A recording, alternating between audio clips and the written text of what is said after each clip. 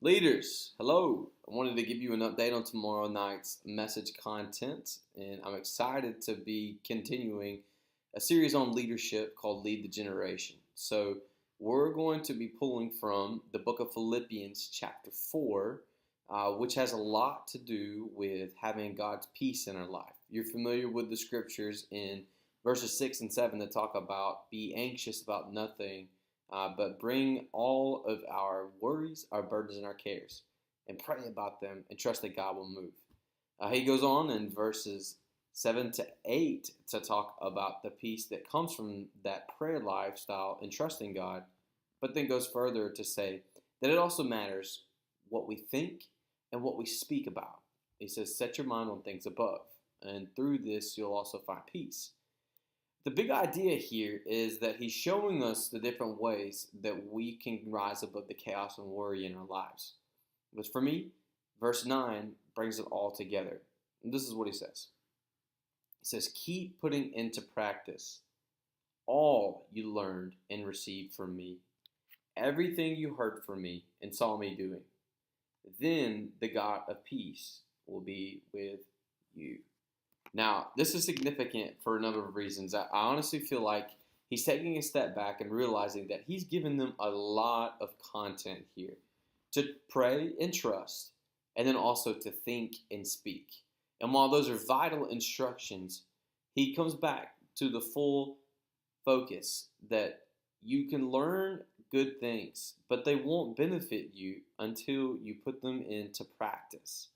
And that's a powerful concept in and of itself, but he takes it a step further, and this is really where I want to highlight in. He says, all that you learned and received from me, everything you heard from me and saw me doing. It's extremely personal. I don't think he's being egotistical here. I think honestly what he's saying is that we were close.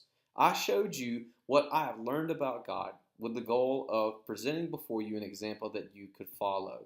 He's talking about being a mentor.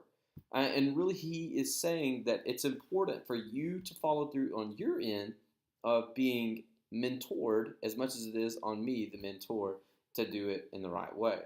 Now, this whole mindset of being willing to allow someone to mentor you and to lead you is what I hope to inspire students with tomorrow night. Now, I hope that you can take the same approach that Paul is taking here and not making this all about you. That's not the point here. The point is that it's personal. He says me because it's possessive. He's near to them, and that's the example that I want us to be able to follow as a team.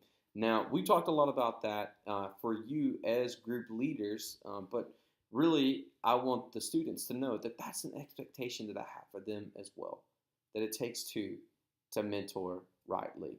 And the payoff, it is huge if they are willing to put this into practice. So, man, I would love for you to consider what this looks like for you to gain that kind of personal relationship with each of the students that allow you to do so in your groups. And hopefully they all do at some level. However, to begin to see ourselves as meaningfully involved in their lives personally, leading and mentoring them. Praying for you all, and I'll see you all tomorrow evening.